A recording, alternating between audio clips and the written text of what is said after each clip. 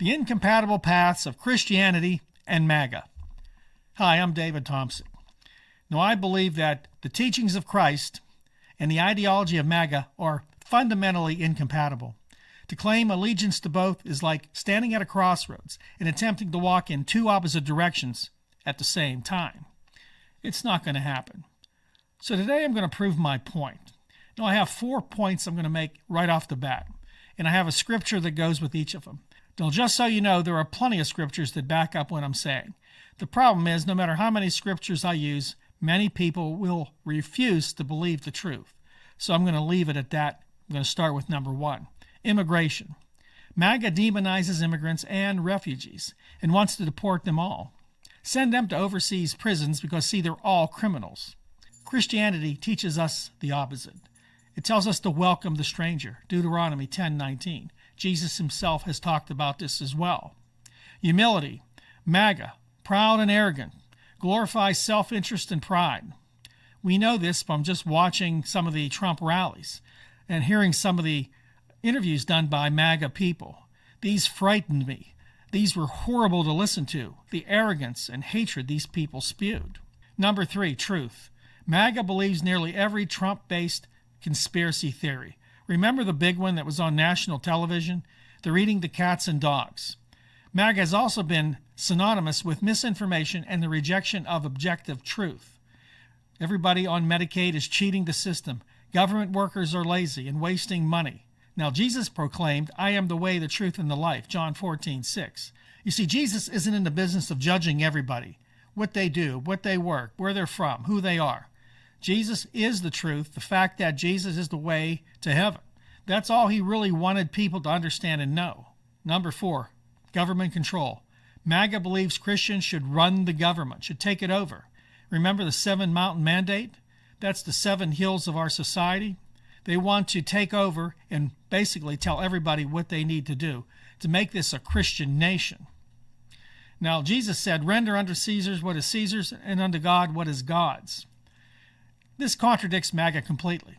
Nobody ever really wants to talk about this. They say it doesn't pertain, but it does. Jesus never came here to put his kingdom on this earth. That day will come, and we don't know when it is. Now, according to many MAGA people, right-wing Christians and Christian nationalists, that can be any second now because of what's happening in the Middle East. They believe that every time a gun is fired in the Middle East, revelation's going to take place. Well, the problem is guns have been being fired there for decades, and nothing has changed. This right-wing apocalypse timeline is just another narrative spun by the right wing of the Republican Party. Now, I believe Jesus wants us to be separate from the government, not to try to take it over, not to try to make America a Christian again, because people will become Christians by knowing Jesus, by what Christians do and say, by watching how other Christians live. That's how people will find out about Jesus, not by taking over the government and forcing their ideals and values on them. Many of them are not even biblical. Now, MAGA believes that Donald Trump is God's man in the White House and that no one should disagree with his policies or edicts. They believe that by deporting immigrants, cutting funding to social programs, and eliminating government agencies is the only way to bring the nation back from the brink, to bring the nation to God, to prepare the way for God, to have everything set up here in America. Because, you see, America must be the pinnacle of everything. It's the center of God's universe. That's what they believe. Of course, that is crazy talk.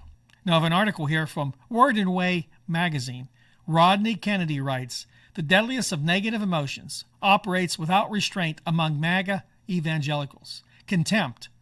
MAGA, at best, can barely contain the contempt felt toward liberals, Democrats, immigrants, women, and minorities.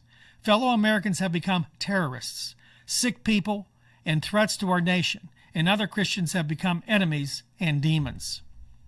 Pretty well put. He goes on to say, as influential theorist Sylvan Tompkins writes, whenever an individual, a class, or a nation wishes to maintain a hierarchical relationship or to maintain aloofness, it will have to resort to contempt of the other. Contempt is the mark of the oppressor. MAGA evangelicals are attempting to maintain the right of instructing all others in what is good, decent, and Christian. Now, he also wrote an article in Baptist News entitled, It's Time for MAGA to Become Christian. This is a tough one, right? He writes, I'll let others describe the economic carnage President Trump's tariffs already have begun to wreak. I want to describe the damage they will do to American psyche and the American soul. I want to describe the damage they are doing to the gospel witness of Christians. Until I heard Representative Marjorie Taylor Greene's ill-mannered outburst at an English reporter, I hadn't realized how MAGA really feels about foreigners. She told Martha Kellner, a UK broadcaster for Sky News, "We don't give a crap about your opinion," and urged the reporter to go back to your own country during an unhinged rant. This is America First at its worst, and it's not Christian. None of this is Christian or biblical. MAGA plays fast and loose with its alleged Christian faith. It's time for MAGA to become Christians. Trump is not acting in Christian ways. He's building walls not just on the Mexican border, but is also... Trump is not acting in Christian ways. He's building walls not just on the Mexican border, but also between our allies. His slogan, America First, is the most anti-democratic, un-Christian policy imaginable. As David Brooks says, the essence of Trump's agenda might be, we don't like those damn foreigners. This comes from The Intelligencer. Sarah Jones writes, for MAGA, the line between God and Trump has blurred. Trump owes his initial rise in part to Christian nationalists, who once considered him a modern Cyrus, or a flawed vessel for God's will. In the years since he first came to power, he has become something of a holy figure, whom many consider to be anointed by God. We've talked about this. When he survived an assassin's attempt last year, some had all the proof they needed. God's hand was on Trump. And to oppose God's man was to oppose God himself. For some believers, the line between God and Trump had blurred. And now it is blurrier still, marking a new development in a much older phenomenon. A strain of Christianity embraced conservative politics and reactionary figures.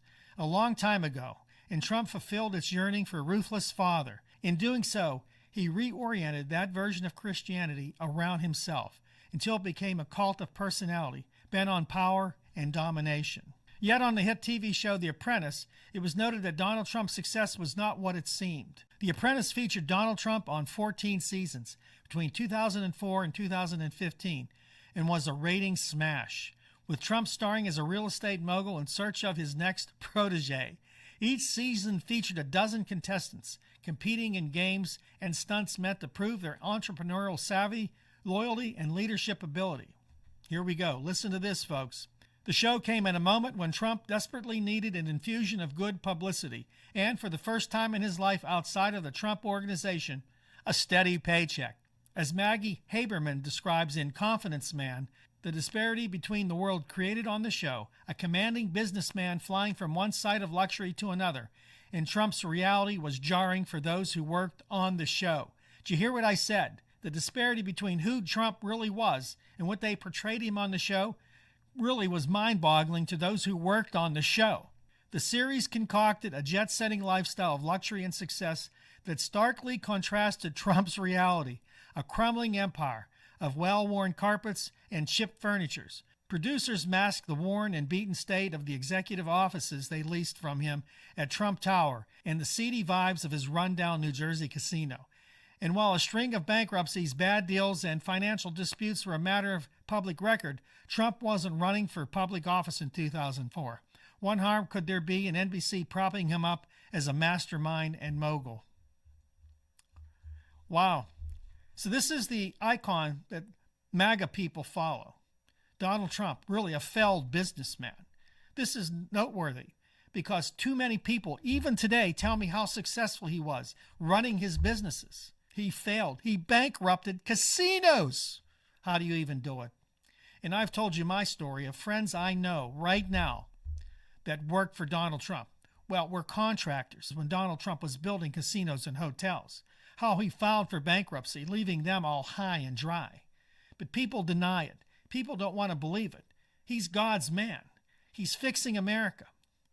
You've let this man take control of our country, and he couldn't even manage a casino that makes money no matter what.